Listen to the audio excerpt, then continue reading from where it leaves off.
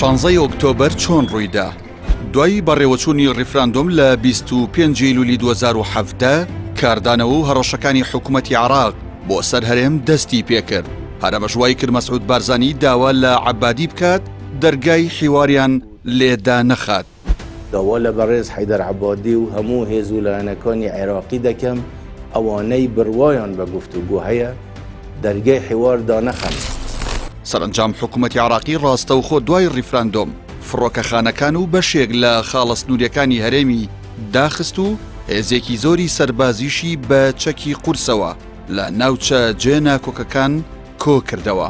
لەو نێوەندەشدا حەیدەر عەبادی سەرۆکوەزیرانی ئەو کاتی عێراق 72 سەعات پێش 16 ئۆکتۆبەر داوای لە بەرپرسانی هەرێم کردبوو هێزی پێشمەرگە لە ناوچە جێنا کۆکەکان بکشێنەوە. ڕۆژی 15 ئۆکتۆبەر لە قەزای دووکان کۆبوونەوەی مەکتەبی سیاسی پارتی و یەکێتی بەڕێوەچوو، بەڵام لە کۆبوونەوەکەدا بڕیاریاندا لەو ناوچانە نەکشێنەوە و پێیان وا بۆ عێراق فشار دەکات و هێرش ناکات. لەژێر فشارە هیچ پاشە کشێر ناکات. دوجار لە 16 ئۆکتۆبەری 2017 سەعات 2:13 خولەکی بەرەبەیان لە ناحیەی تازەی پارێزگای کەرکووک سوپای عێراق و حەشد دەستیان بە هێرش کرد. ئەو هێزە عێراقیانەی کە بەشدار بوون لە ئۆپراسیۆنەکەدا ژمارەیان لە 15,000 سەرباز زیاتر بوون کە پێگاتەبوون لە فیرقەی 9 و 15 سوپای عێراق، فیرقەی 5 سەر بە پۆلیسی فیدراڵی، لیوایەکی هێزی ئاڵتوونی، 2 لیوای هێزەکانی بەدر و چەندین هێزی دیکەی حەشتی شەعبی. سەرنجام دوای هێرشەکەی هێزە عێراقیەکان لە ماوەی کەمتر لە 24 ساعتدا هێزەکانی پێشمەرگە لە سنووری پارێزگای کەرکووک کشانەوە و لیوە هاوبەشەکانی وەزارەتی پێشمەرگەش لێک هەڵوەشانەوە و بەدەیان هاوڵاتیش ئاوارە بوون. ئەمە لە کاتێکدایە فەرماندەیەکی سەربازی یەکێتی دەیوت تەمەنا دەکەین بێن، تەمەناکەین بێن، ئەوەندەیان پێڵێن بابێت. ئەوە ئێمەین لێرە وەرن داوسا لە لێرەیەکی یەکیەدی. فەرماندەیەکی پارتیش هەڕەشەی دەکرد و بە تووڕەییەوە دەیوت بابێن دەرسێکی وایان دادەدەین قەت لە بیریان نەچێتەوە.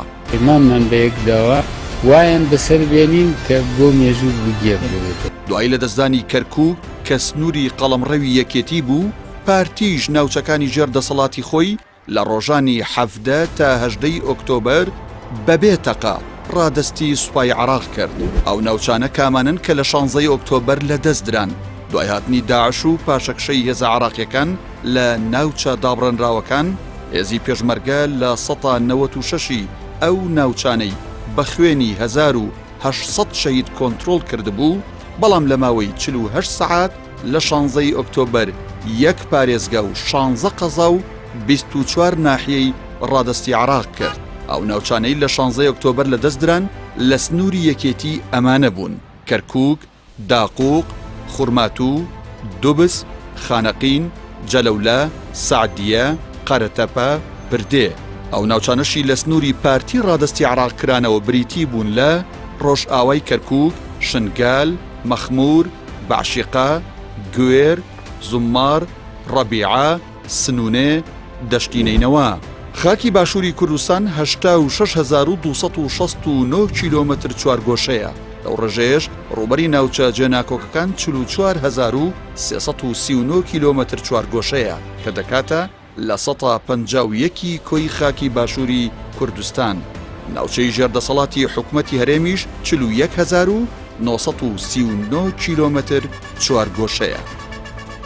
هەر لە 16 ئۆکتۆبەردا کێڵگەنەوتیەکانی کەرکووک، ئاڤانە و بای حەسەن کە توانای بەرەمێنانی نزیکەی 300,000 بەرمیل نەوتیانە بوو لە ڕۆژێکدا و لە ژێر کۆنتڕۆڵی پارتیدا بوون لەلایەن عێراقەوە کۆنتڕۆڵ کرانەوە.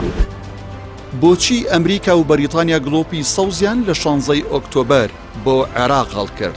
لە کاتی ڕێفراندۆمەکەدا وڵاتانی جیهان داوایان لە دەسەڵاتدارانی هەرێم کرد بە هیچ شێوەیەک ڕێفراندۆم لە ناوچە جێنا کۆکەکان ئەنجام نەدەن، بەڵام دەسەڵاتدارانی هەرێم گوێیان بەو هۆشداریانە نەدا. سەرنجام لە 16 ئۆکتۆبەر سوپای عێراق بە ئاگاداری ئەمریکا و بەریتانیا هاتنەوە ناوچە جێنا کۆکەکان.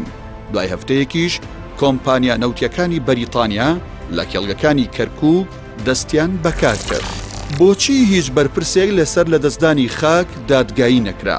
لە 16 ئۆکتۆبەر لە 151 خاکی باشووری کوردستان ڕادستی عێراق کرایەوە، بەڵام دوای 5 ساڵ هیچ لیژنەیەک بۆ لێکۆڵینەوە و دادگاییکردنی بەرپرسان پێک نەهات.